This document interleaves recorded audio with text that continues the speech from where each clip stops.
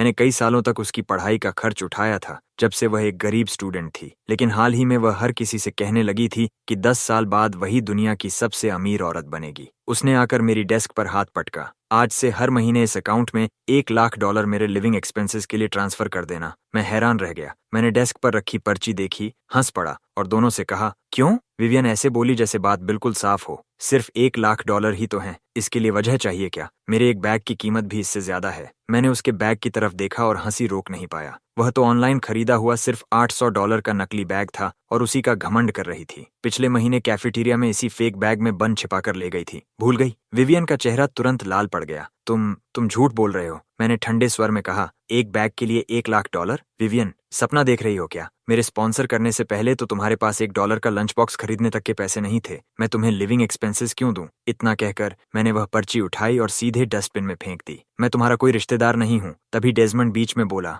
Lawson, तुम्हारा परिवार इतना अमीर है, हमारी थोड़ी मदद कर दोगे तो क्या बिगड़ जाएगा? क्या हमें इस तरह बेइज्जत करना जरूरी था? फिर उसने विवियन की तरफ मुड़कर कहा, अगर हमें सड़क पर भी भीख मांगनी पड़े तब भी मेरी वजह से इसके सामने हाथ मत फैलाना। लेकिन विवियन भी पीछे हटने वाली नहीं थी। अगर तुम इसे पैसे नहीं दोगे तो मुझे तुम्हारी स्पॉन्सरशिप भी नहीं चाहिए। मैं हंस पड़ा। पिछले 2 सालों में मैं तुम्हें कुल $25 लाख दे चुका हूँ। अगर तुम्हें सच में इतना सेल्फ रिस्पेक्ट है तो पहले वह सब वापस कर दो। विवियन बिना झिझके बोली, 10 साल बाद मैं तुम्हें $25 मिलियन लौटाऊंगी, जैसे उसकी बात में बहुत दम हो। फिर उसने मुझे घूरते हुए कहा, मैं तुम्हें एक मौका दे रही हूँ। इसे खो दिया तो बाद में घुटनों पर गिरकर भी मुझसे माफी मांगोगे, तब भी कोई फायदा नहीं होगा। मैं तंग आ चुका था। मैंने एक बड़ा सा IOU निकाला और उसकी तरफ बढ़ाते हुए कहा, इस पर साइन कर दो, फिर तुम पूरी तरह आजाद हो। विवियन ने तिरस्कार से हंसते हुए अपना थंब प्रिंट उस IOU पर लगा दिया। लॉसन, बाद में पछताना मत। इतना कहकर वह डेजमंड को साथ लेकर चली गई। मैंने तुरंत हाउस होल्ड मैनेजर को फोन किया और कहा कि विवियन की स्पॉन्सरशिप अभी के अभी बंद कर दी जाए। उसने बिना किसी सवाल के जवाब दिया, जी यंग मास्टर। तभी टाइलर भागता हुआ आया और बोला, लॉसन, तुम्हारी उससे आखिर दुश्मनी क्या है? लेकिन मैं उसे कैसे बताता कि पिछले जन्म में यही औरत मेरी पत्नी थी और लगभग मेरी मौत की वजह बन गई थी। पीछे बैठा एक क्लासमेट भी बोला, पहले तो वह बहुत सीधी सादी थी, हर किसी के सामने सिर झुका लेती थी, अब अचानक बिल्कुल अलग इंसान क्यों लग रही है? मैंने मन ही मन सोचा, अलग इंसान नहीं बल्कि पिछले जन्म वाली असली विवियन वापस आ गई है। मुझे अपना पिछला जीवन साफ याद था। उसे पूरा यकीन था कि बिजनेस करना उसके लिए बच्चों का खेल है। उसे लगता था कि बस AC वाले ऑफिस में बैठकर कुछ डॉक्यूमेंट्स एडिट करना और उन पर स्टैंप लगा देना ही बिजनेस है, जबकि उन आधे से ज्यादा फैसलों के पीछे मैं था। फिर भी वह खुद को बिजनेस जीनियस कहती रहती थी, जबकि असल में सिर्फ पेपर वर्क पर साइन वही करती थी। उसे अंदाजा तक नहीं था कि इतने रिसोर्सेज किसी भी इंसान को सफल दिखा सकते हैं। तभी विवियन का एक टेक्स्ट आया, लॉसन, मैं तुम्हें कभी माफ नहीं करूंगी। मैंने बिना सोचे उसका नंबर ब्लॉक कर दिया। फिर अपने ड्राइवर को फोन करके स्कूल आने को कहा। उसके यहाँ कहते ही मैंने कॉल काट दी और क्लासरूम से बाहर निकल गया।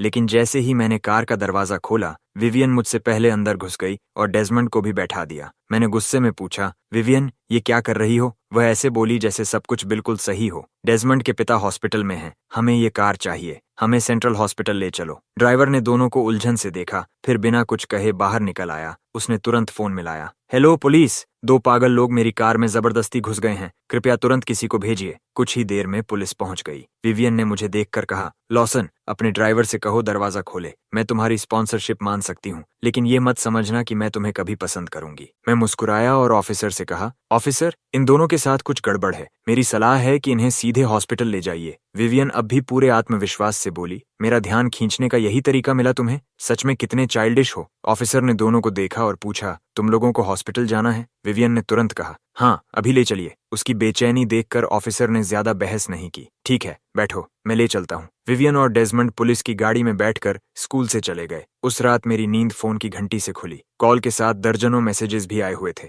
मैंने फोन उठाया और मैसेजेस पढ़े। लॉसन, मेरी हिम्मत कैसे हुई कि तुमने मुझे साइकियाट्रिक हॉस्पिटल भिजवा दिया? मैं दुनिया की सबसे अमीर औरत बनने वाली हूँ। जैसे ही बाहर निकलूंगी सबसे पहले तुम्ही से हिसाब लूंगी। मैंने बेड साइड लैम्प जलाया, बिल्कुल बेपरवाह चेहरे के साथ सारे मैसेजेस स्क्रॉल किए, फिर जम्हाई लेते हुए स्क्रीन पर नजर डाली। आखिरी मैसेज था, प्लीज बस एक बार फोन उठा लो। उसने मैसेज पर मैसेज भेजे, मेरी तरफ से सबको बता दो कि मैं पागल नहीं हूँ, तुम्हारे पास सिर्फ 5 मिनट हैं, फोन उठाओ नहीं तो अंजाम भुगतना पड़ेगा। मैंने फोन एक तरफ रख दिया, धीरे से बड़बड़ाया। कोई फायदा नहीं। फिर कंबल ओढ़कर दोबारा सो गया। अगली सुबह कैफेटेरिया में मैं पानी का एक केस लेकर अंदर जा रहा था, तभी मैंने विवियन और डेजमंड को ब्रेकफास्ट करते देखा। विवियन ठंडे चेहरे के साथ अपनी ट्रे में खाना इधर उधर कर रही थी, जबकि डेजमंड बन के बड़े बड़े टुकड़े तोड़कर खा रहा था। तभी टाइलर मेरे पास आया और धीरे से बोला, सुना तुमने? कल रात प्रिंसिपल खुद साइकियाट्रिक हॉस्पिटल गए थे। दोनों को छुड़ाने के लिए गारंटी साइन की और $5,000 ऑब्जर्वेशन फी भी भरनी पड़ी। मैंने हैरानी से पूछा, सच में? बैठते ही टाइलर मेरे करीब झुक गया। इससे भी ज्यादा मजेदार बात सुनो। कल रात विवियन ने पूरी क्लास को फोन करके कहा कि एक दिन वह दुनिया की सबसे अमीर औरत बनेगी। अगर अभी सब मिलकर उसे सिर्फ $800 दे दें ताकि वह बाहर निकल सके,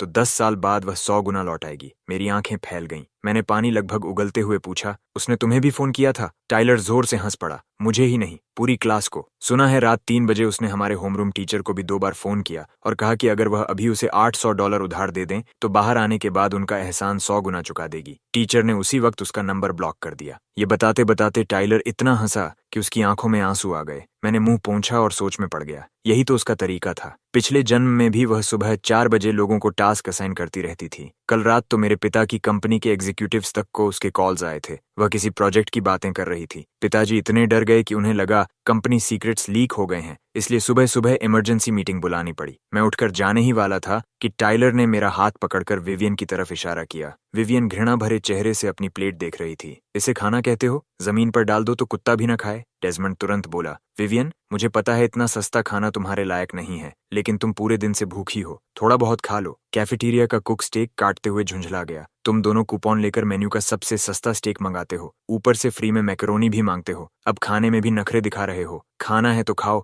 नहीं तो निकल जाओ। विवियन गुस्से से उसकी तरफ उंगली उठाकर बोली, तुम्हारी हिम्मत कैसे हुई मुझसे ऐसे बात करने की? मेरा एक फोन आएगा और यह जगह बंद हो जाएगी, समझे? उसकी बात सुनकर मुझसे हंसी छूट गई। विवियन वहीं रुक गई और उसका चेहरा धीरे धीरे लाल पड़ गया। टाइलर तो हंसते हंसते लगभग जमीन पर लौटने लगा। मैं क्लासरूम की तरफ बढ़ा ही था कि विवियन ने दरवाजे पर रास्ता रोक लिया। ऊंची आवाज में बोली, अब भी भागने की कोशिश कर रहे हो? मुझे नाराज करने की कीमत तुम चुका नहीं पाओगे। मैं दांत भींचकर चुप रह गया। वह घमंडी अंदाज में बोली, क्या हुआ? मुझे डेजमंड के साथ देखकर जल गए, इसलिए बदला लेने के लिए यह सब किया। लॉसन, बस यही कर सकते हो, अपनी मेहनत बचाओ। मैं और डेजमंड एक दूसरे से वादा कर चुके हैं, मैं कभी तुम्हारे साथ नहीं रहूंगी, इसलिए अब से हमसे दूर रहना। अगर फिर कभी हद पार की तो मैं तुम्हें नहीं छोड़ूंगी। मैंने बेबस होकर दोनों हाथ उठा दिए। विवियन, तुम्हें सच में कोई दिक्कत है क्या? कितनी बार कहूं, मुझे तुम्हें बिल्कुल भी इंटरेस्ट नहीं है। तुम किसके साथ रहना चाहती हो ये पूरी तरह तुम्हारी मर्जी है, इसलिए मुझे इसमें मत घसीटो। लेकिन वह और भड़क गई। नाटक करते रहो। पिछले जन्म में तुमने मुझे पाने के लिए करोड़ों खर्च कर दिए थे।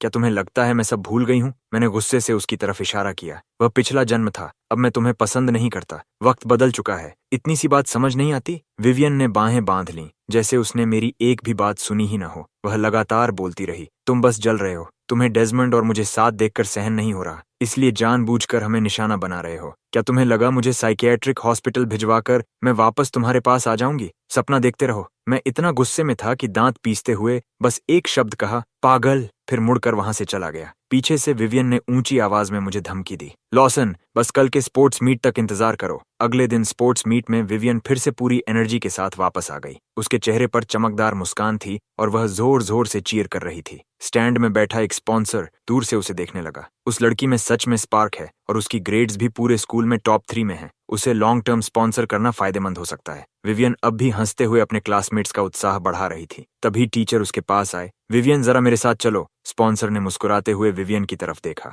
बहुत अच्छा, आज से हमारी कंपनी तुम्हें कॉलेज ग्रेजुएशन तक हर महीने $8,000 स्पॉन्सर करेगी। विवियन का चेहरा तुरंत ठंडा पड़ गया। $8,000? क्या आप मेरा अपमान करने की कोशिश कर रहे हैं? ये सुनते ही वहां मौजूद सभी लोग हैरान रह गए। स्पॉन्सर ने जल्दी से हाथ हिलाते हुए कहा, सुनो, 8,000 तुम्हारे रोजमर्रा के खर्चों के लिए काफी से भी ज्यादा है। दूसरे स्टूडेंट्स को तो सिर्फ 5,000 मिलते हैं। रियल एस्टेट इंडस्ट्री पहले जैसी नहीं रही, अब ये एक सनसेट इंडस्ट्री बन चुकी है। विवियन ने बाहें बांध लीं और पूरी तरह एक बिगड़ी हुई हेरेस की तरह बोली, इतने से पैसों में मैं इंटरनेशनल टीम कैसे बनाऊं? अगर आप मुझे ठीक से स्पॉन्सर नहीं कर सकते तो ये मौका किसी और को दे दीजिए। इतना कहकर उसने तिरस्कार भरी हंसी छोड़ी और वहां से चली गई। टीचर गुस्से से भर गए और जल्दी से स्पॉन्सर को मनाने पहुंचे, लेकिन स्पॉन्सर ने उनका हाथ झटक दिया। स्पॉन्सरशिप लिस्ट जमीन पर गिर गई और हवा में बिखर गई। उस लिस्ट पर उन सभी स्टूडेंट्स के नाम थे जो स्पॉन्सर मिलने का इंतजार कर रहे थे। स्पॉन्सर गुस्से में चिल्लाया, वाह क्या शानदार टॉप स्टूडेंट है, चैरिटी लेने में इतनी घमंडी। जब इस स्कूल के स्टूडेंट्स में इतना प्राइड है तो मैं यहाँ अपना पैसा बर्बाद नहीं करूंगा।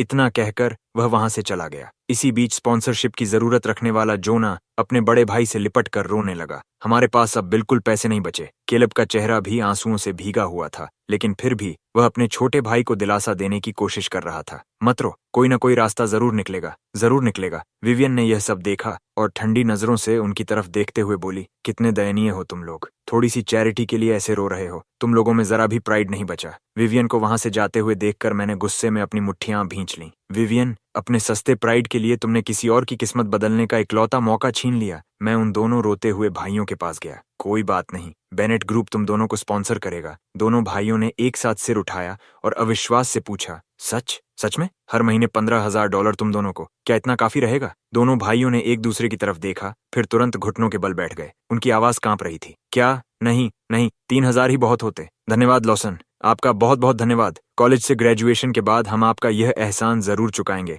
मैंने दोनों को पकड़कर वापस खड़ा कर दिया। घुटनों पर बैठने की जरूरत नहीं है, बस मन लगाकर पढ़ाई करो। विवियन बाहें बांधे ये सब ठंडी नजरों से देख रही थी। उसके होठों पर हल्की सी मुस्कान थी। इनकी लॉयल्टी खरीद रहे हो लॉसन? तुम्हारे पास बस यही एक ट्रिक है। मैंने विवियन की ताने भरी बातों को पूरी तरह नजरअंदाज किया और उन दोनों भाइयों के साथ वहां से चला गया। टीचर विवियन के व्यवहार को देखते रहे। उनके चेहरे पर चिंता साफ दिखाई दे रही थी। विवियन पहले कितनी अच्छी लड़की थी, अब वह बिल्कुल किसी और इंसान जैसी क्यों लग रही है? मैंने मन ही मन सोचा, वह बिगड़ी नहीं है, वह बस अपनी पिछली जिंदगी वाली असली शख्सियत में वापस लौट आई है। जितना ज्यादा मैं इस बारे में सोचता गया, मेरी मुस्कान उतनी ही ठंडी होती गई। उस जैसे लोग तब तक नहीं संभलते जब तक बुरी तरह गिर नहीं जाते। मैंने टीचर से कहा, टीचर कृपया उन दोनों की स्पॉन्सरशिप की सारी पेपर वर्क पूरी कर दीजिए, पूरा खर्च मैं उठाऊंगा। टीचर ने खुशी से मेरा हाथ पकड़ लिया। सच में लॉसन, ये तो बहुत शानदार है, तुम्हारा बहुत बहुत धन्यवाद। टीचर ने मेरे कंधे पर हाथ थपथपाया और फिर उन दोनों भाइयों को साथ लेकर पेपर वर्क पूरा कराने चले गए।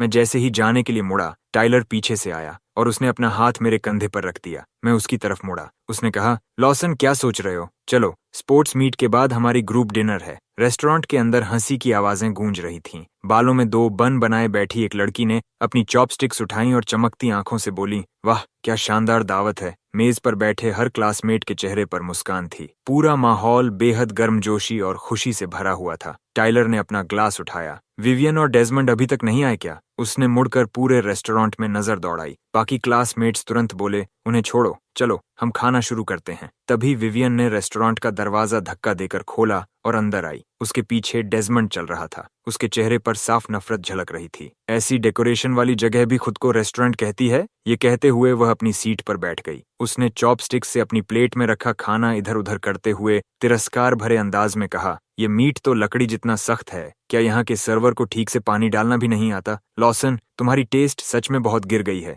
मैंने बिना कोई भाव दिखाए विवियन की तरफ देखा और मन ही मन सोचा, इससे अच्छी तरह पता है कि यह रेस्टोरेंट मेरे परिवार का है। ये जानबूझकर मुझे उकसाने के लिए ऐसा कर रही है। विवियन की बात सुनकर बाकी सब लोग भी हैरान रह गए। तभी टाइलर ने गुस्से में अपना वाटर ग्लास जोर से मेज पर पटक दिया। विवियन, तुम्हारी इतनी हिम्मत कैसे हुई ऐसा कहने की? उसने मेज पर हाथ मारा और गुस्से में खड़ा हो गया। आज तुमने बिना किसी वजह के रेस छोड़ दी। हमारी क्लास 3 मेडल्स हार गई, लेकिन तुम्हें उसकी जरा भी परवाह नहीं है। विवियन बिल्कुल बेपरवाह बैठी रही। उसकी उंगलियां आराम से मेज पर थपकी दे रही थीं। सबने आधा साल मेहनत की थी और तुमने एक छोटे से पेपर कट की वजह से सब कुछ बर्बाद कर दिया। टाइलर जितना बोलता गया उतना ही ज्यादा गुस्से में भरता गया। ऐसा लग रहा था जैसे उसकी आंखों से आग निकल पड़ेगी। उसी दिन पहले स्कूल क्लिनिक में नर्स एक स्टूडेंट के घुटने का इलाज कर रही थी। तभी दरवाजा जोर से खुला। विवियन डेजमंड को सहारा देकर अंदर लाई। उसका चेहरा पीला पड़ चुका था। विवियन ने घबराई हुई आवाज में कहा, डॉक्टर, पहले डेजमंड को देखिए, उसे चोट लगी है। नर्स ने नीचे देखा तो पता चला कि उसकी सिर्फ उंगली पर हल्की सी खरोंच थी। वह कुछ पल तक चुप रही, फिर शांत स्वर में बोली, सुनिए, वहाँ जो स्टूडेंट है उसके घुटने पर तुरंत स्टिचेस लगाने हैं। आपकी चोट पर सिर्फ बैंडेज लगानी है। लेकिन विवियन गुस्से में उस पर बरस पड़ी। क्या तुम्हें जरा भी अंदाजा है कि डेजमंड के हाथ कितने कीमती हैं? अगर एक भी स्कार रह गया तो मैं तुम्हें व्यक्तिगत रूप से जिम्मेदार ठहराऊंगी। नर्स ने सिर तक नहीं उठाया और सपाट आवाज में बोली, कृपया पीछे जाकर लाइन में इंतजार कीजिए। वापस रेस्टोरेंट में विवियन बिना किसी परवाह के अपना ड्रिंक उठाकर ग्रिल्ड फिश के ऊपर उड़ेलने लगी। टाइलर ने फिर से मेज पर हाथ मारा और गुस्से से खड़ा होकर बोला, विवियन, यहाँ मौजूद हर किसी को यह जगह पसंद है। आखिर तुम्हारी दिक्कत क्या है? विवियन के चेहरे पर सिर्फ तिरस्कार था। पसंद है? क्या तुम लोग कभी किसी असली रेस्टोरेंट में गए भी हो? अफसोस, इस जिंदगी में तुम्हें वह मौका कभी नहीं मिलेगा। डेजमंड तुरंत उसकी बात में शामिल हो गया। उसकी आवाज में साफ मजाक था। कुछ लोग पैदा ही गरीब होते हैं विवियन, इनके लेवल तक गिरने की जरूरत नहीं है। ये लोग इस पूरी जिंदगी में भी तुम्हारे बराबर नहीं आ पाएंगे। एक उसे बढ़ावा दे रही थी और दूसरा उसकी हर बात पर हामी भर रहा था। सच में दोनों एक दूसरे के लिए ही बने थे। ये सोचकर मैं मुस्कुराया और बोला, अच्छा, अगर हमारे साथ फ्यूचर बिलियनर खाना खा रही हैं तो उन्हें हम गरीब लोगों से पैसे लेने की जरूरत तो नहीं होगी। मैंने बिल उसकी तरफ सरका दिया। मैडम फ्यूचर बिलियनर, आज का $5,000 का बिल आप ही भर दीजिए। विवियन ने बिल की तरफ देखा और उसका चेहरा तुरंत लाल हो गया। उसके बगल में बैठे क्लासमेट्स हंसते हुए उसे उकसाने लगे। $5,000? विवियन के लिए तो ये कुछ भी नहीं है ना? डेजमंड, मेरे साथ चलो। इतना कहकर विवियन ने बिल उठाया और डेजमंड को साथ लेकर पेमेंट करने चली गई। मैंने बाहें मेज पर रखीं, हल्की मुस्कान के साथ कहा, $5,000 तो छोड़ो, विवियन के पास अपने नाम पर $50 भी नहीं है। ये कहते कहते मेरे चेहरे से मुस्कान गायब हो गई और मेरी आंखें ठंडी पड़ गईं। देखते हैं ये इसका पेमेंट कैसे करती है। थोड़ी देर बाद विवियन वापस आई। उसने बाहें बांध रखी थीं और चेहरे पर घमंडी मुस्कान थी। उसने आकर रिसिप्ट मेज पर पटक दी। क्या देख रहे हो सब लोग? सिर्फ $5,000 ही तो थे। क्लासमेट्स ने एक दूसरे की तरफ देखा। किसी ने धीरे से कहा, इसने सच में पेमेंट कर दिया। शायद ये सच में अमीर है। विवियन ने अपना वाइन ग्लास उठाया, उसमें वाइन को हल्का हल्का घुमाया और घमंड भरी मुस्कान के साथ मेरी तरफ देखते हुए बोली, लॉसन, अब बताओ क्या कहना है। तभी दरवाजा जोर से खुला और डेजमंड अंदर आया। उसके गले से नेकलेस गायब था और वह गुस्से से मुझे घूर रहा था। मैं व्यंग्य भरी मुस्कान के साथ बोला, वाह, सिर्फ दिखावा बनाए रखने के लिए फैमिली हेयरलूम तक बेच दिया। तभी अचानक दरवाजा लात मारकर खोला गया और स्टील पाइप्स पकड़े 3 आदमी अंदर घुस आए। सबसे आगे चल रहे स्कारफेस ने अपनी पाइप सीधा डेजमंड की तरफ तान दी। डेजमंड, आखिरकार तुझे पकड़ ही लिया। यह देखकर वहां मौजूद सभी लोग डर के मारे हाँफ उठे। डेजमंड वहीं का वहीं जम गया। उन आदमियों में से 2 आगे बढ़े और उन्होंने उसे पकड़ लिया। डेजमंड घबराकर चिल्लाया, क्या कर रहे हो? ये क्या है? स्कारफेस ने उसकी कॉलर पकड़ ली और बेरहमी से बोला, तेरे बाप पर हमसे $3 मिलियन का लोन शार्क डेट है। अगर आज पूरा पैसा वापस नहीं मिला तो उसके बदले तेरा हाथ जाएगा। डर के मारे डेजमंड का चेहरा पूरी तरह सफेद पड़ गया। उसके चेहरे पर आंसू और नाक का पानी एक साथ बह रहे थे। वह मेरे पिता का कर्ज है, जाकर उन्हें ढूंढो, मेरे पास कोई पैसा नहीं है। नीली शर्ट वाले आदमी ने अपना चाकू वापस रख दिया और जेब से एक ID कार्ड निकालकर डेजमंड के सामने लहराया। तुम्हारा बाप आज सुबह भाग गया और एक नोट छोड़ गया जिस पर लिखा था, बाप का कर्ज बेटा चुकाएगा। मैंने बाहें बांध लीं, दीवार से टिक गया और हल्का सा सिर झुका लिया। असली तमाशा तो अब शुरू हुआ था। अपनी पिछली जिंदगी में डेजमंड ने एक किडनी बेच दी थी और मुझसे पैसे ऐंठने की भी कोशिश की थी। शायद उस समय भी उसके पिता ने ही उसे ऐसा करने पर मजबूर किया था। लेकिन हर दयनीय इंसान की बदकिस्मती के पीछे कोई न कोई वजह जरूर होती है। स्कारफेस ने फिर से डेजमंड की कॉलर पकड़ ली। धक्का मुक्की में डेजमंड का संतुलन बिगड़ गया और वह सीधे जमीन पर गिर पड़ा। डेजमंड घबराकर फिर से उठ खड़ा हुआ। उसकी आवाज अब भी कांप रही थी, लेकिन उसके मुंह से शब्द निकल चुके थे। मेरे पास पैसे हैं। मेरी गर्लफ्रेंड भविष्य में दुनिया की सबसे अमीर औरत बनने वाली है। उसने वादा किया है कि वह मेरा यह कर्ज चुका देगी। भूरे शर्ट वाले आदमी ने डेजमंड की कॉलर पकड़कर तिरस्कार से हंसते हुए कहा, फ्यूचर बिलियनेयर। नीली शर्ट वाला आदमी भी हंसते हुए बोला, डेजमंड, क्या तुम्हें लगता है कि हम छोटे बच्चे हैं? डेजमंड की आंखों से आंसू लगातार बह रहे थे।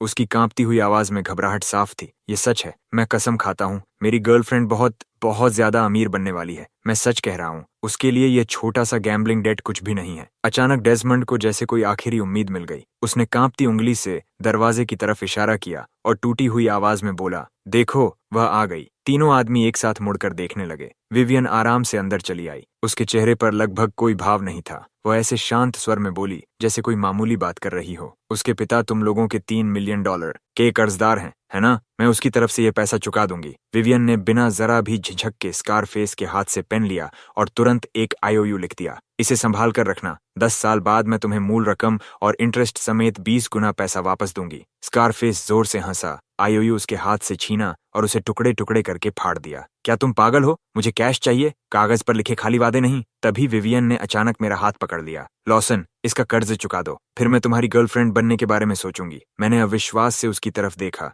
विवियन ने अपने होंठ काटे जैसे हिम्मत जुटा रही हो। उसकी आवाज पहले से धीमी थी। मैं खुद को तुम्हें दे सकती हूँ, लेकिन मेरा दिल हमेशा डेजमंड का ही रहेगा। इतना कहते ही वह अचानक मेरी तरफ झपटी, जैसे उसके पास खोने के लिए कुछ भी नहीं बचा हो। ऐसा लग रहा था जैसे वह मुझे किस करने वाली हो। मैं घबराकर पीछे हट गया और पूरी झुंझलाहट के साथ चिल्लाया, क्या तुम्हारे दिमाग में कोई समस्या है? मैंने कब कहा कि मैं तुम्हें पसंद करता हूँ? विवियन पीछे हटी और तिरस्कार से हंस पड़ी। इतना महान बनने की कोशिश मत करो। पिछली जिंदगी में तो तुम मुझ पर जान छिड़कते थे। अगर दोबारा जन्म लेना ही था तो थोड़ा दिमाग भी साथ ले आते। मैंने शांत स्वर में कहा, मैं मानता हूं कि पिछली जिंदगी में मैं तुम्हें पसंद करता था, लेकिन वह बात आज से 5 साल बाद की थी। इस समय तो मैं तुम्हें ठीक से जानता तक नहीं हूं, इसलिए बेवजह मुसीबत मत खड़ी करो। विवियन ऐसे मुस्कुराई जैसे उसे पहले से यही उम्मीद थी। तो तुम्हें भी अपनी पिछली जिंदगी की यादें हैं? अच्छा है, इससे बातें आसान हो जाएंगी। अच्छे बच्चे की तरह पैसे दे दो और मैं गारंटी देती हूँ कि 10 साल बाद तुम्हारे परिवार की सुरक्षा होगी। वरना जो लोग मुझे नाराज करते हैं उनका क्या हाल होता है तुम जानते ही हो। मैंने हल्की सी हंसी छोड़ी। लेकिन ये मत भूलो, इस बार अगर मैं नहीं हुआ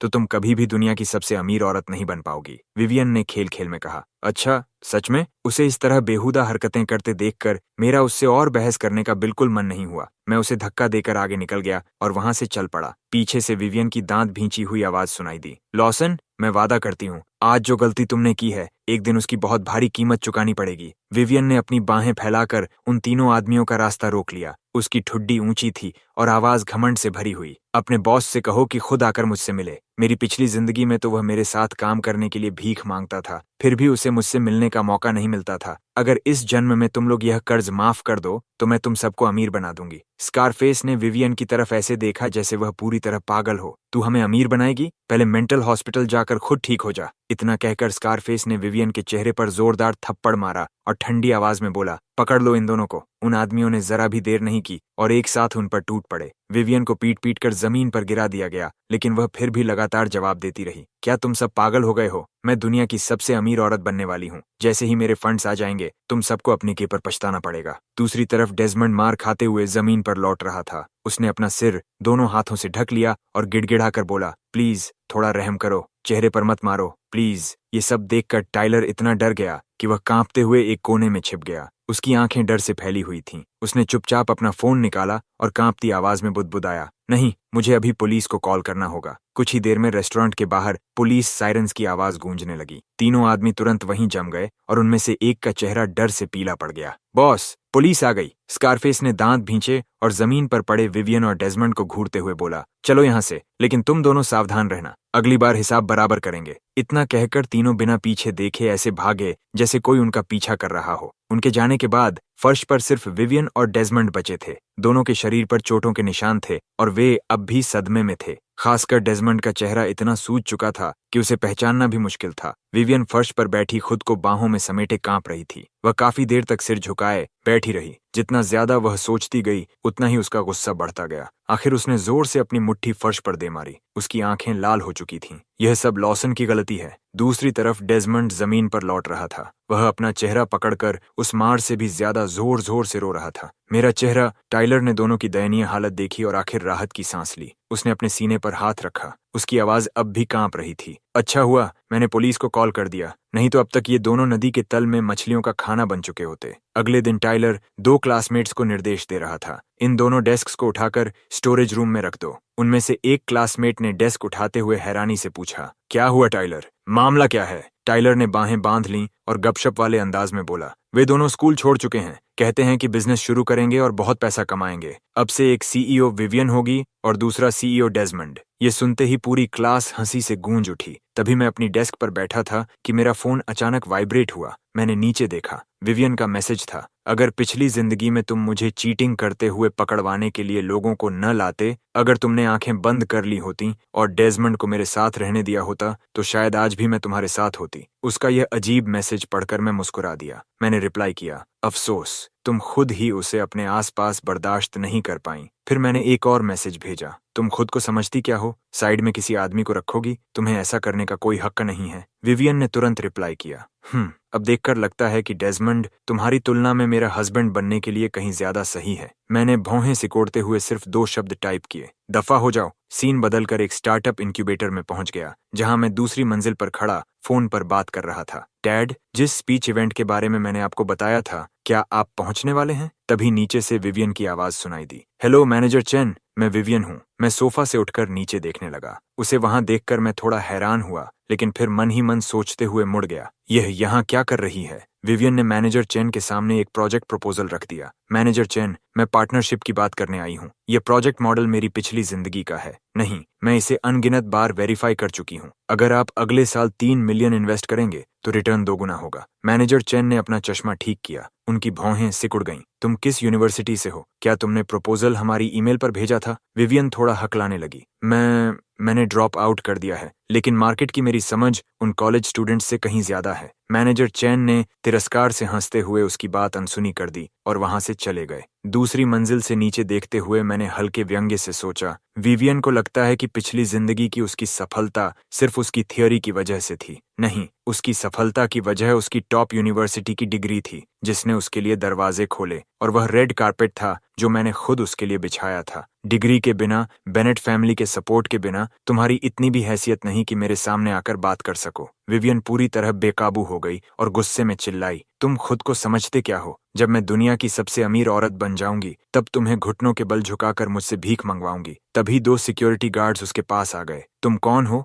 यहाँ अंदर कैसे आई? विवियन की नजरें इधर उधर घूमने लगीं। उसकी आवाज में पहले जैसा आत्मविश्वास नहीं रहा। मैं बेनेट फैमिली के यंग मास्टर की गर्लफ्रेंड हूँ। ये सुनते ही दोनों गार्ड जोर से हंस पड़े। उनकी हंसी में साफ अविश्वास था। उन्होंने दरवाजे की तरफ इशारा करते हुए कहा, एक और फ्रॉड किस्मत आजमाने आ गई। अभी बाहर निकलो। गार्ड्स ने विवियन को खदेड़ कर एक कोने में पहुंचा दिया। वह अभी खुद को संभाल ही रही थी कि तभी उसने लॉसन को अंदर आते हुए देखा। उसने अपने होंठ काटे और धीरे धीरे उस कोने से बाहर कदम रखा। लॉसन, मैं तुम्हें एक बात बता दूं, मैं चाहे किसी के साथ भी पार्टनरशिप करूं, लेकिन बेनेट ग्रुप के साथ कभी नहीं करूंगी, इसीलिए ये उम्मीद छोड़ दो। मैंने उसकी तरफ देखते हुए शांत स्वर में कहा, क्या तुम्हारे दिमाग में कभी यह ख्याल आया कि मैं यहाँ किसी और में इन्वेस्ट करने आया हूँ और मुझे तुम में जरा भी दिलचस्पी नहीं है? विवियन ने गुस्से से अपनी मुट्ठियां भींच लीं। तुम? मेरे पिता ने विवियन की तरफ देखा और पूछा, ये लड़की कौन है? मैंने सपाट आवाज में कहा, इसकी चिंता मत कीजिए, बस एक पागल औरत है। फिर मैंने कहा, डैड चलिए, हमें अभी उस स्पीच में भी पहुंचना है। मेरे पिता ने विवियन की तरफ इशारा किया।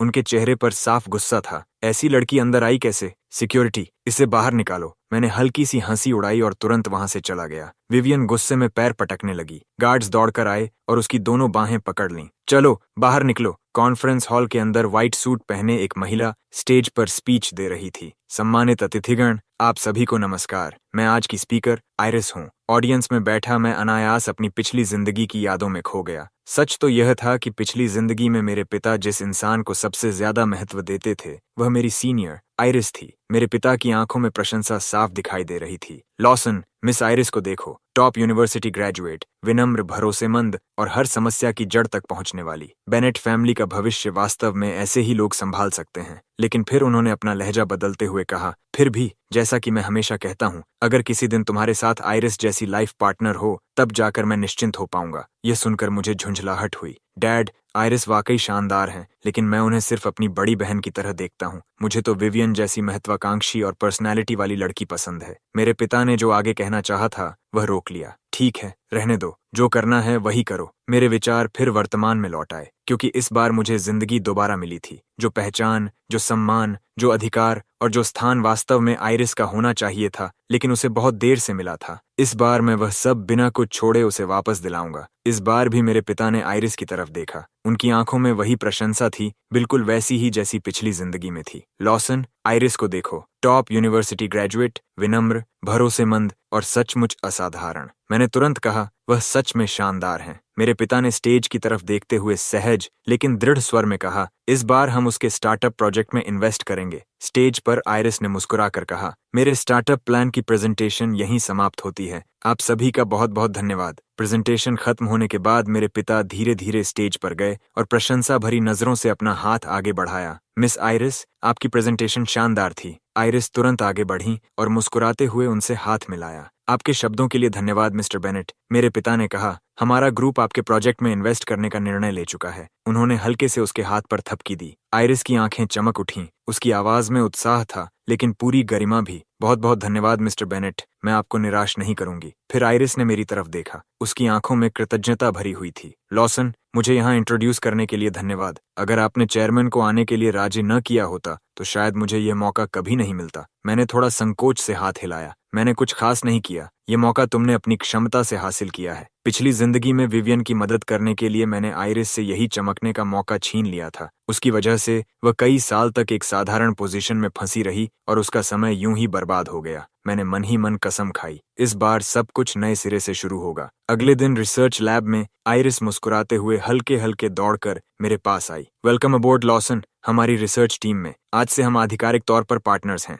मैंने मुस्कुराते हुए अपना हाथ आगे बढ़ाया और उससे हाथ मिलाया। तुम्हारे साथ काम करने का इंतजार रहेगा। आइरिस धीरे धीरे मेरे पिता की सबसे पसंदीदा डॉटर इन लॉ कैंडिडेट बन गई और मैं भी आखिरकार उस जगह लौट आया जहां वास्तव में मेरा होना चाहिए था। उस रात लैब की लाइट्स अब भी जल रही थीं। वहां से गुजरते हुए मैं रुक गया। इतनी रात को अभी भी अंदर कौन है? मैं दरवाजे के पास जाकर चुपचाप अंदर झांकने लगा। आइरिस कंप्यूटर स्क्रीन को ध्यान से देख रही थी। उसकी भौहें हल्की सी सिकुड़ी हुई थीं। तीसरे डेसिमल प्लेस में गलती है, मुझे इसे फिर से रन करना होगा। मैं कुछ देर बाहर खड़ा उसे देखता रहा और मन ही मन प्रभावित हुए बिना नहीं रह सका। आइरिस हमेशा सबसे पहले आती थी और सबसे आखिर में जाती थी। वह हर प्लान को बार बार सुधार कर बिल्कुल परफेक्ट बना देती थी। हर फैसला वह बेहद सोच समझ कर लेती थी। विवियन की तरह कभी घमंडी या दूसरों को नीचा दिखाने वाली नहीं थी। आखिरकार ये वाला सही निकला, आइरिस ने अंदर से खुशी से कहा। मैं कुछ देर और वहीं खड़ा रहा, मुस्कुराया और फिर मुड़कर चला गया। अगली सुबह बहुत जल्दी ट्रेन स्टेशन पर आइरिस एक किताब पढ़ रही थी, जबकि मैं जम्हाई लेते हुए अब भी आधी नींद में उसके पास पहुंचा। आइरिस, तुम इतनी सुबह उठ गई और तुम्हें बिल्कुल भी थकान नहीं है? आइरिस मुस्कुराकर बोली। मुझे इसकी आदत है। जब मैं पढ़ाई करती थी तब मैं हर दिन सुबह 6 बजे उठती थी। लगातार 6 साल तक मैंने यही रूटीन रखा। मैंने हैरानी से कहा, ये तो कमाल का डिसिप्लिन है। मैंने अपनी वॉच की तरफ देखा और बिना चाहे विवियन की याद आ गई। अगर उसकी बात होती तो सुबह 5 बजे उठना तो दूर, मीटिंग के लिए सुबह 10 बजे उठाना भी आधे दिन की शिकायतें सुनने जैसा होता। पिछली जिंदगी में बोर्ड रूम के अंदर डायरेक्टर्स एक दूसरे की तरफ देखने लगे थे। विवियन कहाँ है? कितना समय हो गया? वह अभी तक क्यों नहीं आई? असिस्टेंट ने घबराते हुए कहा। सीईओ विवियन अभी रास्ते में हैं। दीवार पर लगी क्लॉक में 10:09 हो चुके थे। असिस्टेंट सावधानी से विवियन के पास गया और धीमी आवाज में जल्दी जल्दी बोला, सीईओ विवियन, डायरेक्टर्स पिछले 1.5 घंटे से फाइनेंशियल रिपोर्ट ऑडिट के लिए आपका इंतजार कर रहे हैं। यह अगला स्केड्यूल्ड सेशन है। विवियन ने असिस्टेंट की तरफ आलस भरी नजर से देखा। इतनी जल्दी किस बात की? असिस्टेंट ने हिम्मत करके फिर कहा, कंपनी अटेंडेंस पॉलिसी के अनुसार समय सुबह 10 बजे का है। विवियन मुस्कुराई, एक चेयर खींचकर बैठ गई और बोली, अटेंडेंस पॉलिसी? वह मुझसे नीचे बैठे लोगों के लिए होती है। सक्सेसफुल पीपल को अटेंडेंस रूल्स फॉलो करने की जरूरत नहीं होती। मैं अब भी उन्हीं यादों में खोया हुआ था कि तभी आइरिस ने मेरी तरफ देखा। उसकी आंखों में गर्मजोशी और ईमानदारी दोनों थीं। आज इस मार्केट रिसर्च ट्रिप में मेरे साथ आने के लिए धन्यवाद। आपके जैसे रिस्पॉन्सिबल इन्वेस्टर के साथ हमारा प्रोजेक्ट जरूर सफल होगा। मैंने हाथ बढ़ाया, फिर वापस खींच लिया और थोड़ा संकोच से अपना सिर खुजलाते हुए कहा, प्रोजेक्ट्स के मामले में मैं हमेशा सीरियस रहता हूँ, लेकिन आज सुबह 5 बजे यहाँ आने की असली वजह सिर्फ इतनी थी कि इस ट्रिप की लीडर तुम हो। आइरिस का चेहरा हल्का लाल हो गया। उसने नजरें फेर लीं और बोली, चलो जल्दी करें, ट्रेन निकलने वाली है। मैंने देखा कि वह पहले से थोड़ा तेज चलने लगी। मैं मुस्कुराया और उसके पीछे चल पड़ा। जिस फैक्ट्री का हम निरीक्षण कर रहे थे वहां आइरिस ने कहा, लॉसन, इस फैक्ट्री को देखो। इक्विपमेंट भले पुराने हैं लेकिन वर्कर्स बेहद स्किल्ड हैं। अगर इन्हें अपग्रेड करने के लिए इन्वेस्टमेंट मिले तो प्रोडक्शन कम से कम 5 गुना बढ़ सकता है। मैंने सहमति में सिर हिलाया। जब किसी पार्टनर को चुनो तो उसकी बातों की मिठास मत देखो, ये देखो कि उसने वास्तव में क्या हासिल किया है। आइरिस की बातें सुनते सुनते मेरा ध्यान फिर विवियन पर चला गया। वास्तव में कुछ हासिल करना, क्या वह ठीक उसकी उलट ही नहीं थी? सिर्फ बातें और कोई असली क्षमता नहीं। हर दिन बड़े बड़े वादे करना लेकिन उन्हें पूरा करने की ताकत बिल्कुल नहीं। वापस लौटते समय ट्रेन में मैंने आइरिस को गहरी नींद में सोते हुए देखा और मन ही मन सोचा, पिछली जिंदगी में मैंने अपना सारा ध्यान विवियन पर लगा दिया था। मैंने कभी सच में आइरिस को देखा ही नहीं। आखिर में जाकर समझ आया कि वास्तव में संजोकर रखने लायक इंसान कौन था। इस बार मैं वही गलती दोबारा कभी नहीं करूंगा। आइरिस खिड़की से टिककर सो रही थी। मैंने उसकी साइड प्रोफाइल की तरफ देखा, हल्का सा हाथ उठाया, फिर दोबारा नीचे कर लिया। कुछ दिन बाद विवियन उत्साहित होकर मेरे पास दौड़ती हुई आई। उसके चेहरे पर घमंड साफ दिखाई दे रहा था। लॉसन, मैंने पहले ही $8 मिलियन की इन्वेस्टमेंट हासिल कर ली है। ये तो बस पहला कदम है। मुझे अपनी पुरानी जगह पर वापस पहुंचने में 10 साल भी नहीं लगेंगे। बस इंतजार करो, एक दिन तुम घुटनों के बल बैठकर मुझसे भीख मांगोगे। मैंने ठंडी मुस्कान के साथ उसकी तरफ देखा और सिर्फ इतना कहा, जैसी तुम्हारी मर्जी। फिर बिना उसकी तरफ दोबारा देखे वहां से चला गया। ये देखकर विवियन ने गुस्से में दांत भींच लिए। उसकी आंखों में आग सी जल उठी। 3 दिन बाद केलेब हाँफता हुआ मेरे पास दौड़कर आया। उसने अपना फोन ऊपर उठाया और सांस भी ठीक से न लेते हुए चिल्लाया, बहुत बड़ी खबर! बिजनेस शुरू करने के लिए स्कूल छोड़ने वाली विवियन बहुत बुरी तरह स्कैम हो गई। मैंने उसका फोन लिया और स्क्रीन की तरफ देखा। हेडलाइन साफ चमक रही थी, genius drop out entrepreneur massive fraud का शिकार। केलेब ने आगे कहा, उसका पैटेंट लगभग मुफ्त के दाम बेच दिया गया। उसका पूरा बिजनेस कॉन्सेप्ट हूबहू चुरा लिया गया और जिस वेबसाइट को उसने इतनी मेहनत से बनाया था उसे हैकर्स ने पूरी तरह बर्बाद कर दिया। मैंने स्क्रीन नीचे स्क्रॉल की। मेरे अंदर जरा भी हैरानी नहीं हुई, बल्कि मेरे होंठों पर एक ठंडी मुस्कान उभर आई। मैंने फोन वापस केलेब को दे दिया। सामने वाले की कुछ मीठी बातों ने ही उसे यह यकीन दिला दिया कि उसे सोना मिल गया है। इस बार मेरी फैमिली के रिसोर्सेज उसकी रक्षा करने के लिए नहीं थे। उसका घमंड हकीकत की पहली चोट भी सह नहीं पाया। दरअसल कुछ दिन पहले एक कैफे में घुंघराले बालों वाली एक महिला ने उसके सामने एक चेक सरकाते हुए कहा था, मुझे इस प्रोजेक्ट पर पूरा भरोसा है। ये $8 मिलियन तुम्हारे लिए सिर्फ पहली इंस्टॉलमेंट है। विवियन ने चेक पर लिखी रकम देखी। उसकी आंखें खुशी से चमक उठीं। बहुत बढ़िया, सच में आपने ही मेरी क्षमता को पहचाना है। घुंघराले बालों वाली महिला ने कॉफी का एक घूंट लिया और सपाट स्वर में बोली, लेकिन इंडस्ट्री स्टैंडर्ड के अनुसार तुम्हें पहले परफॉर्मेंस गारंटी के तौर पर $8 लाख का डिपॉजिट जमा करना होगा। विवियन वहीं ठिठक गई। 8 लाख? महिला ने ऐसे हाथ बढ़ाया जैसे चेक वापस लेने वाली हो। कोई बात नहीं, फिर हम किसी और में इन्वेस्टमेंट कर देंगे। विवियन ने तुरंत उसका हाथ पकड़ लिया। मैं दूंगी, मैं डिपॉजिट भर दूंगी, बस मुझे कुछ दिन का समय दे दीजिए। कोई दूसरा रास्ता न बचने पर विवियन फिर से लोन शार्क्स के पास पहुंची। स्कारफेस ने एक कॉन्ट्रैक्ट उसकी तरफ सरका दिया। यह $5 लाख हैं। 1 साल बाद $1.5 मिलियन वापस करने होंगे। कॉन्ट्रैक्ट पकड़ते समय विवियन का हाथ हल्का कांप गया। उसके चेहरे का सारा रंग उड़ चुका था। इंटरेस्ट इतना ज्यादा क्यों है? स्कारफेस मुस्कुराया और हर शब्द के साथ उसके और करीब आता गया। जब कॉन्ट्रैक्ट साइन कर रही थी तब तो बहुत जल्दी थी, अब ऐसा दिखा रही हो जैसे तुम्हें कुछ पता ही नहीं था। वह उसके बिल्कुल सामने आकर धीमी आवाज में बोला, अगर पैसा नहीं चुका सकी तो उसे वसूलने के और भी बहुत तरीके होते हैं। विवियन इतनी डर गई कि ठीक से बोल भी नहीं पा रही थी। मैं समझ गई, मैं पैसा वापस कर दूंगी। उसने सिर झुका लिया। आंसू जमीन पर गिरते रहे। फिर वह मुड़ी और दौड़ती हुई वहां से निकल गई। एक सुनसान गली में पहुंचकर विवियन ने एक नंबर डायल किया। अंकल, मुझे और $30,000 उधार दे दीजिए। बस 30,000 और मिल जाए, फिर मैं सब कुछ पलट दूंगी। दूसरी तरफ कुछ देर तक पूरी खामोशी रही। फिर आवाज आई, ठीक है विवियन, तुम्हारा अंकल एक बार और तुम पर भरोसा करेगा। मैं अपनी सारी बचत तुम्हें दे रहा हूँ। विवियन की आंखें चमक उठीं। उसकी आवाज उत्साह से भर गई। चिंता मत कीजिए अंकल, ये प्रोजेक्ट 100% सफल होगा। उसने फोन पर ट्रांसफर कंफर्म किया, फिर फोन जेब में रख लिया। उसके होंठों पर मुस्कान उभर आई। लॉसन, बस इंतजार करो, जब मैं दुनिया की सबसे अमीर औरत बन जाऊंगी तब तुम्हें घुटनों के बल झुकाकर मुझसे भीख मंगवाऊंगी। अगली सुबह विवियन ने उस घुंघराले बालों वाली महिला को कॉल किया, लेकिन उसने फोन नहीं उठाया। उसके सारे मैसेजेस भी ब्लॉक हो चुके थे।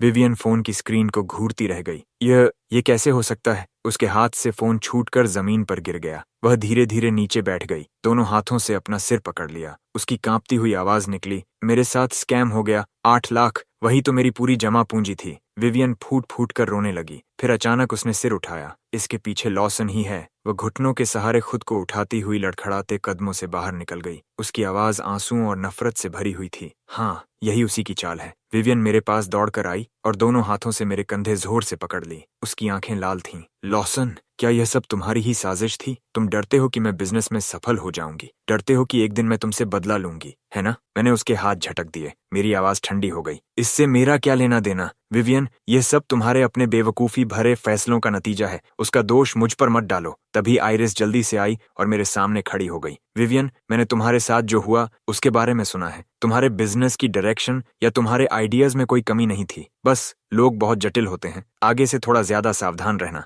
विवियन ने गुस्से से आइरिस की तरफ उंगली तान दी। आइरिस, पिछली जिंदगी में तुम सिर्फ मेरी अधीन काम करने वाली एक डॉग थी। अच्छा बनने का नाटक मत करो और मेरी नजरों से दूर हो जाओ। मैं अपने दिल में अच्छी तरह जानता था कि विवियन हमेशा यही मानती रही कि वह सिर्फ अपनी योग्यता के दम पर दुनिया की सबसे अमीर औरत बन सकती है और उसमें मेरा या आइरिस का कोई योगदान नहीं था, लेकिन वह पूरी तरह गलत थी। अगर हम दोनों ना होते तो इस जिंदगी में वह उस सफलता के आसपास भी नहीं पहुंच पाती। आयरिस ने विवियन की कलाई पकड़ ली। उसे खुद एहसास भी नहीं हुआ कि उसकी पकड़ कितनी मजबूत हो गई थी। आह, दर्द हो रहा है, तुम चालाक धोखेबाज, मुझे छोड़ो, आयरिस ने सख्त आवाज में चेतावनी दी। अगर दोबारा लॉसन को परेशान करने की कोशिश की तो फिर मुझे सख्ती करने का दोष मत देना। आयरिस ने विवियन को उठाकर एक तरफ धक्का दे दिया। फिर उसने सिक्योरिटी को आवाज दी। यह महिला मानसिक रूप से ठीक नहीं लग रही, कृपया इसे यहाँ से ले जाइए। गार्ड दौड़कर आया और विवियन को पकड़ लिया। विवियन लगातार चिल्ला रही थी, मुझे छोड़ दो, मुझे हाथ मत लगाओ, मैं दुनिया की सबसे अमीर औरत बनने वाली हूँ।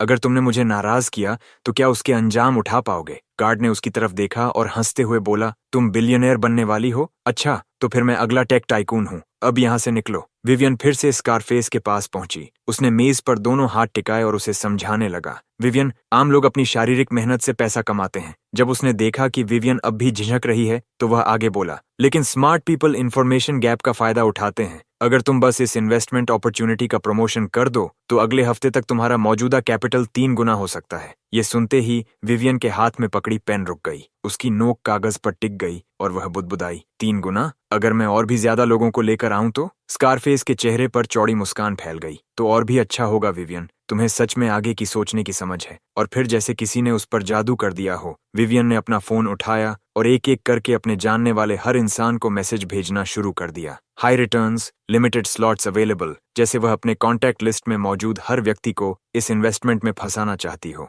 एक कैफे में विवियन टाइलर को इन्वेस्टमेंट के लिए मना रही थी, जबकि साथ ही अपने फोन से दूसरे लोगों को भी प्रोजेक्ट की डिटेल्स भेज रही थी। टाइलर ने पूछा, विवियन, आजकल तुम आखिर इतनी व्यस्त किस बात में हो? जिन फाउंडर शेयर्स की बात तुमने फोन पर की थी, पता नहीं क्यों, लेकिन मुझे उसमें कुछ गड़बड़ लग रही है। विवियन ने उसकी तरफ घूर कर देखा। टाइलर, तुम्हें क्या पता, तुम बस जरूरत से ज्यादा सावधान रहते हो। इसी वजह से पूरी जिंदगी फिक्स्ड सैलरी पर मेहनत करते रहोगे। टाइलर ने भौहें सिकोड़ लीं। विवियन, फिर भी मुझे लगता है कि इस प्रोजेक्ट में कुछ तो गड़बड़ है। विवियन ने अपना फोन और बैग उठाया, चेयर पीछे धकेली और बिना पीछे देखे वहां से चल दी। जाते जाते उसने सिर्फ इतना कहा, छोड़ो भी, मैं तुमसे बहस करके अपना समय बर्बाद नहीं करूंगी। अगर इन्वेस्टमेंट नहीं करनी तो मेरा समय भी मत बर्बाद करो। टाइलर ने एक लंबी सांस ली, लेकिन फिर भी उसके पीछे चल पड़ा। वह एक बिजली के खंभे के पीछे छिपकर विवियन को देखने लगा। विवियन एक दुकान के बाहर खड़ी फोन पर किसी से तेज और दबाव भरे स्वर में कह रही थी, अभी पेमेंट भेजो, अगर नहीं भेजा तो बैंक तुम्हारा अकाउंट फ्रीज कर देगा। टाइलर वहीं ठिठक गया।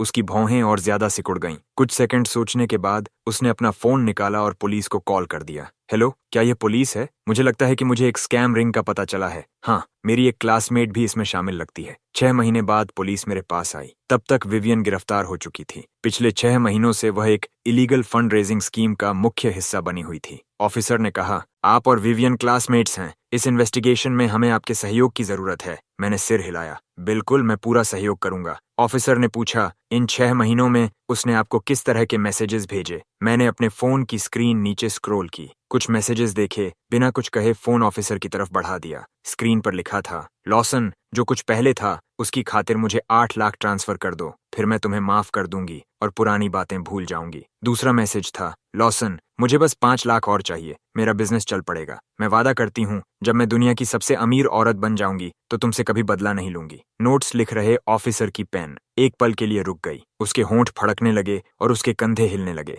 जैसे वह हंसी रोकने की पूरी कोशिश कर रहा हो। अगला मैसेज था, लॉसन, मुझे 2 लाख ट्रांसफर कर दो, मैं तुम्हें तुरंत अपनी कंपनी का वाइस प्रेसिडेंट बना दूंगी। बयान लिख रहा ऑफिसर अब पूरी तरह लाल पड़ चुका था। वह हंसी रोकते रोकते लगभग रोने की हालत में था। अगला मैसेज था, लॉसन, मुझे 1 लाख ट्रांसफर कर दो और मैं तुम्हें माफ कर दूंगी। मैंने शांत स्वर में कहा, अगर हंसी आ रही है तो खुलकर हंस लीजिए, मुझे भी ये मैसेजेस देखकर तकलीफ ही होती है। ऑफिसर ने अपनी फाइल बंद करते हुए कहा, लॉसन, हमारी इन्वेस्टिगेशन के अनुसार तुम्हारी क्लासमेट विवियन पर कई बार वायर फ्रॉड करने का आरोप है। मामला बहुत गंभीर है, बहुत संभव है कि उसे प्रिजन की सजा होगी। मैंने सिर हिलाया। ठीक है, समझ गया। ऑफिसर ने आगे कहा, वह बहुत जिद्दी है, उसकी सिर्फ एक ही मांग है, वह आपसे एक बार मिलना चाहती है, वरना इन्वेस्टिगेशन में सहयोग नहीं करेगी। ज्यादा से ज्यादा विक्टिम्स का पैसा वापस दिलाने के लिए मैंने उससे मिलने की सहमति दे दी। प्रिजन के विजिटेशन रूम में विवियन प्रिजन यूनिफॉर्म पहने सिर झुकाए बैठी थी। उसकी आवाज मुश्किल से सुनाई दे रही थी। लॉसन, मुझे माफ कर दो।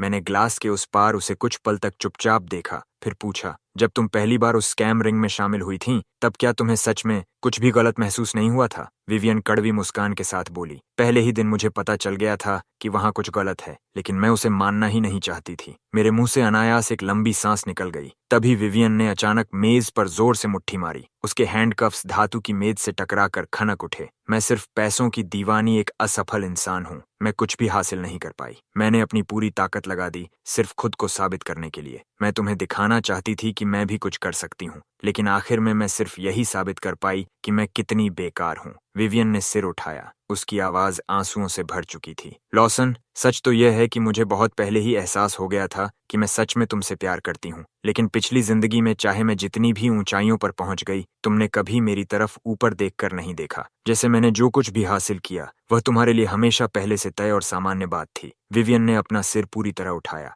ग्लास के उस पार उसकी आंखें मेरी आंखों से मिलीं। उसकी आवाज में अब भी जिद और अधूरी चाहत की हल्की सी झलक बाकी थी। उस दिन जब तुम लोगों को लेकर उस घर में घुसे थे जहां मैं और डेजमंड साथ रहते थे, मेरी पहली प्रतिक्रिया यही थी कि अगर तुम मुझे माफ कर दो और ऐसा मान लो कि कुछ हुआ ही नहीं, तो मैं तुम्हें वापस पा सकती हूँ। हम फिर से पहले जैसी जिंदगी जी सकते हैं। ये कहते कहते उसकी आवाज अचानक धीमी पड़ गई। लेकिन तुम सिर्फ डिवोर्स चाहते थे और मुझे बिल्कुल खाली हाथ घर से निकाल देना चाहते थे। पिछली जिंदगी में बेनेट मैंशन के अंदर विवियन सोफा पर बैठी थी। वह साफ तौर पर डेजमंड के बच्चे की मां बनने वाली थी और डेजमंड उसके बगल में खड़ा था। एक लॉयर हाथ में अग्रीमेंट लिए शांत और ठंडे स्वर में बोला, मिस्टर बेनेट द्वारा दिए गए एविडेंस के आधार पर यह साबित हो चुका है कि मिस विवियन ने कंपनी फंड्स का इलीगल मिस अप्रोप्रिएशन किया है और मैरिज के दौरान उनका अफेयर भी कंफर्म हो चुका है। उसने अगला पेज पलटा और आगे पढ़ा। अग्रीमेंट के अनुसार मिस विवियन इस मैरिज से बिल्कुल खाली हाथ जाएंगी। उन्हें $1 भी नहीं मिलेगा।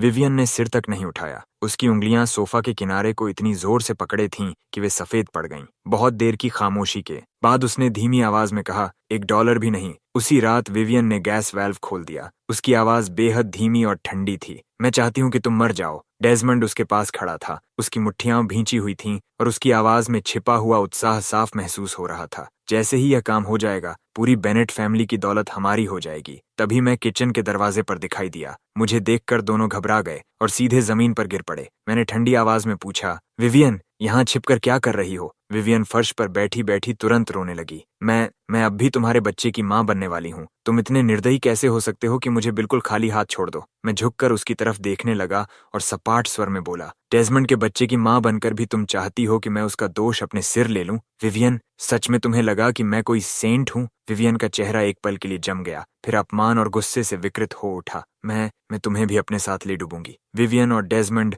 दोनों एक साथ मेरी तरफ झपटे और मुझे गैस टैंक की तरफ धक्का दे दिया। फिर दोनों किचन से बाहर भाग गए। विवियन ने अपना लाइटर उठाया। उसकी आंखों के सामने छोटी सी लौ जल रही थी। उसने ठंडी आवाज में कहा, तो फिर सीधे हेल में जाओ। उसने लाइटर मेरी तरफ फेंक दिया। जलती हुई लौ हवा में एक छाप बनाती हुई मेरी तरफ आई। मैंने एक पल भी नहीं घंवाया। मैं सीधे विवियन और डेजमंड की तरफ झपटा और दोनों को कसकर पकड़ लिया। मेरी एक जान के बदले हम तीनों की जान, यह सौदा किसी भी तरह मेरे लिए घाटे का नहीं था। अगले ही पल पीछे जोरदार एक्सप्लोजन हुआ। चारों तरफ आग की लपटें उठीं और हम तीनों उसी आग में पूरी तरह समा गए। वर्तमान में लौटकर मैंने अपने कान को हल्का सा रगड़ा और अधीर स्वर में कहा, तुम्हारी बात खत्म हो गई? अगर हो गई है तो मैं जा रहा हूँ। आइरिस मेरा प्रोजेक्ट लेकर मेरा इंतजार कर रही है। मेरे पास तुम्हारी बेकार बातों के लिए समय नहीं है। तभी डेजमंड ने अचानक मुझे चेयर पर धक्का देकर बैठा दिया। उसकी आंखों में गुस्सा भरा हुआ था, लेकिन अगले ही पल वह विवियन की तरफ मुड़ा और चिल्लाया, तो तुमने मुझसे झूठ बोला था। पिछली जिंदगी में तुम्हारी जान मैंने बचाई थी। अगर मैंने तुम्हें अपनी किडनी न दी होती तो तुम बहुत पहले मर चुकी होती। डेजमंड ने विवियन के कंधे पकड़कर जोर से झकझोर दिया। उसकी आवाज भारी और बेचैन थी। तुमने वादा किया था कि पूरी जिंदगी मेरे साथ रहोगी, मेरे साथ मिलकर दौलत कमाओगी और मेरे पिता का गैम्बलिंग डेट चुकाओगी, लेकिन तुम मेरी माँ की छोड़ी हुई गोल्ड नेकलेस लेकर भाग गई। पैसा कहाँ है? मुझे वापस दो, झूठी औरत। विवियन ने उसे जोर से धक्का दिया और तिरस्कार से हंस पड़ी। मेरी जान बचाई। उस किडनी की कीमत मैंने खुद चुकाई थी, और अगर तुमने मुझे उस फ्रॉड कंपनी में शामिल होने के लिए न उकसाया होता तो मैं कभी प्रिजन नहीं पहुंचती। इसलिए यह मत समझना कि तुम आसानी से बच जाओगे। विवियन ने अचानक सिर उठाया। उसकी आवाज में अब लापरवाही और जिद दोनों थीं। मैं पुलिस को सब बता दूंगी। डेजमंड भी उस स्कैम रिंग का हिस्सा है। उसी ने मुझे इसमें खींचा था। डेजमंड की आंखें लाल हो उठीं। उसने हाथ उठाकर विवियन के चेहरे पर जोरदार थप्पड़ मार दिया। अपना मुंह बंद रखो, अब और ड्रामा मत करो। डेजमंड तेज तेज सांस लेते हुए उसकी तरफ उंगली दिखाकर बोला, अगर तुमने मेरी गोल्ड नेकलेस और जेड पेंडेंट वापस नहीं किए तो मैं सुनिश्चित करूंगा कि तुम अपनी पूरी सजा प्रिजन में ही सड़ते हुए काटो। इतना कहकर वह मुड़ा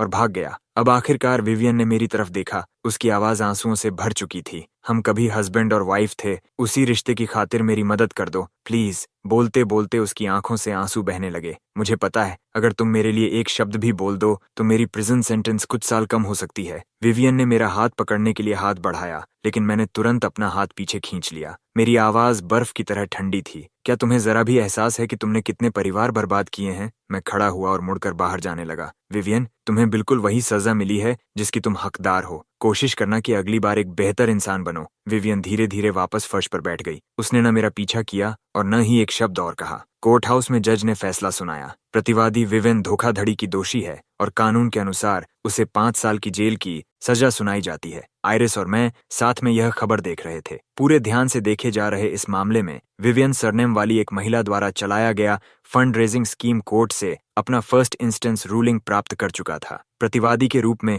विवियन ने लोगों को ऊंचे रिटर्न्स का वादा करके अपने जाल में फंसाया था। बेनेट ग्रुप के ऑफिस के अंदर आयरिस कुछ डॉक्यूमेंट्स पलटते हुए कैजुअली बोली, उस डेजमंड नाम के लड़के की कोई खबर? मैं अपनी कुर्सी पर पीछे झुक गया। मेरी आवाज सपाट थी। कुछ नहीं। मैंने पुलिस से सुना कि कुछ समय पहले वह पूरे शरीर पर चोटों के निशान लेकर रिपोर्ट दर्ज कराने आया था। उसका दावा था कि उसके पिता ने उसे एक उम्रदराज आदमी को बेच दिया था ताकि उसे उसका प्ले थिंग बनाकर रखा जाए। आयरिस की भौहें हल्की सी सिकुड़ गईं। क्या पुलिस ने कुछ नहीं किया? मैंने सिर हिलाया। दूसरे आदमी के पास डेजमंड के पिता द्वारा साइन किया हुआ कॉन्ट्रैक्ट था, इसलिए मामले को फैमिली डिस्प्यूट मान लिया गया और उसके बाद से डेजमंड की कोई खबर नहीं है। आयरिस कुछ पल के लिए चुप हो गई, फिर धीरे से सांस छोड़ते हुए बोली, खैर, मेरा ख्याल है इसे वही मिला जिसका वह हकदार था। 5 साल बाद एक शानदार रिसेप्शन में रोशनियां चमक रही थीं और मेहमान शालीनता से बातचीत करते हुए अपने ग्लासेस उठा रहे थे। विवियन लड़खड़ाती हुई अंदर आई। उसके चेहरे का हाल बहुत खराब था। मेहमान हैरानी से उसकी ओर देखने लगे। उसने भीड़ में मुझे तुरंत देख लिया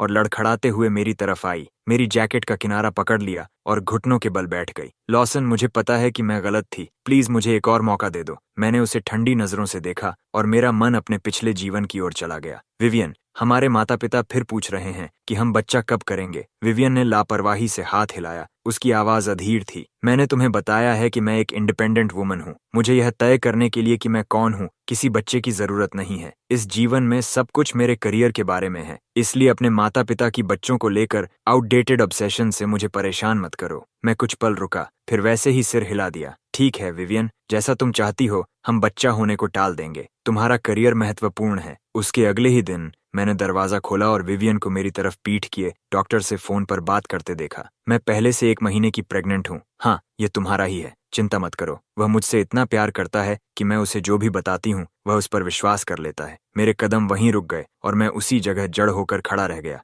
जब बच्चा पैदा हो जाएगा मैं उससे उसके शेयर्स मेरे नाम साइन करवा लूंगी। मेरी आवाज कांप गई। तो यह सब शुरू से ही झूठ था। विवियन अब भी फोन पकड़े हुए हंसती रही। उसकी आवाज हल्की थी। अच्छा, और जब हमें वह बहुत बड़ी दौलत मिल जाएगी तब एक दिन पूरा बेनेट परिवार का फॉर्चून हमारा होगा। मैंने अपनी मुट्ठियां भींच लीं। मेरी उंगलियों के जोड़ सफेद पड़ गए। वापस रिसेप्शन में विवियन का हाथ अब भी मेरी जैकेट का किनारा पकड़े हुए था। मैंने उसका हाथ झटक दिया। इस देश में करोड़ों औरतें हैं जो मेरे बच्चे की मां बनने के लिए लाइन में खड़ी हो जाएंगी। बेनेट परिवार के हेयर को जन्म देने की बारी किसी कन्विक्टेड फेलन पर कभी नहीं आएगी। तभी साफ तौर पर प्रेग्नेंट दिख रही आयरिस मेरे पास आई और उसने अपना हाथ मेरी बाह में डाल लिया। धीरे से मेरे कंधे पर झुकते हुए नरम आवाज में बोली, क्या हो रहा है हनी? विवियन ये सब देखती रही। उसकी आंखों से आंसू लगातार बह रहे थे। उसकी आवाज बदल गई। मुझे इस पर विश्वास नहीं है लॉसन, तुम मुझसे झूठ बोल रहे हो, है ना? जैसे जैसे वह बोलती गई उसकी आवाज तीखी होती गई। तुम मुझसे शादी कैसे कर सकते हो? मैं तुम्हारी पत्नी हूँ। मैंने अपना हाथ आयरिस के कंधे पर रखा और अपने सामने खड़ी विवियन की तरफ देखा। मैंने कभी खुद को ककोल्ड नहीं बनाया। किसी दूसरे आदमी का बच्चा उठाकर मुझे वह मूर्ख बनाने की कोशिश मत करो जो तुम्हारा पति बनकर उसकी जिम्मेदारी उठाए। विवियन हिस्टेरिकल होकर चीखी, लॉसन, तुम मेरे साथ ऐसा कैसे कर सकते हो? मैंने पीछे मुड़कर नहीं देखा। आयरिस को अपने साथ लेकर आगे बढ़ गया। एक दिन विवियन अचानक मेरी कार के सामने आ गई और रिपोर्टरों की भीड़ के सामने रोते हुए बोली, आयरिस सिर्फ एक होम ब्रेकर है जिसने मेरी जगह छीन ली। सबसे अमीर आदमी की असली पत्नी मैं हूँ। जैसे ही मैं कार से बाहर निकला वह ऐसे मेरी तरफ दौड़ी जैसे किसी आखिरी सहारे को पकड़ रही हो, और मैंने उसे धक्का देकर दूर कर दिया। आइरिस मेरे पास आई और स्वाभाविक रूप से अपना हाथ मेरी बाह में डाल लिया। मेरे पति सबसे अमीर आदमी हैं। वह तुम्हारे जैसी बिना क्लास वाली औरत को कभी नहीं चुनेंगे। मैंने सिक्योरिटी से कहा, इसे हर जगह से ब्लॉक कर दो, मैं इसे दोबारा कभी नहीं देखना चाहता। दोनों सिक्योरिटी गार्ड्स ने तुरंत जवाब दिया, समझ गए यंग मास्टर। उन्होंने तुरंत विवियन को पकड़ लिया और उसके दोनों हाथों से खींचते हुए बाहर ले गए, जबकि वह पूरे रास्ते छूटने की कोशिश करती रही और चीखती रही। उसका एक जूता निकलकर वहीं पीछे छूट गया। उसके बाद जिंदगी शांति से चलती रही। आइरिस और मैं साथ बैठकर पेरेंटिंग गाइड पढ़ रहे थे कि तभी मेज पर रखा मेरा फोन अचानक बज उठा। मैंने फोन उठाया और दूसरी तरफ की आवाज कुछ पल के लिए चुप हो गई। मिस्टर बेनेट, विवियन बीमारी की वजह से सड़क पर मर गई। विवियन मर चुकी है। मैंने उन शब्दों को जैसे उनकी पुष्टि करने के लिए दोहराया। आइरिस ने अपना पेन नीचे रखा, धीरे से सांस ली और शांत स्वर में बोली, मुझे लगता है उसे वही मिला जिसकी वह हकदार थी। फिर भी तुम दोनों कभी क्लासमेट्स थे। जाओ, उसके बैरियल का खर्चा दे दो। फोन पर मौजूद व्यक्ति कुछ पल के लिए चुप रहा। समझ गया मिस्टर बेनेट। उस रात लगातार बारिश होती रही। एक पवेलियन में विवियन एक बेंच पर सिकुड़ कर लेटी हुई थी। उसने पतले कपड़े पहन रखे थे और उसके ऊपर बारिश से पूरी तरह भीगा हुआ न्यूज़पेपर पड़ा था। उसका एक हाथ ढीला होकर नीचे लटक रहा था और बारिश की बूंदें उस पर गिरती रहीं, लेकिन उसने उसे वापस नहीं खींचा। छाता लेकर वहां से गुजर रहा एक आदमी कुछ पल के लिए रुका, नीचे देखा, भौहें सिकोड़ लीं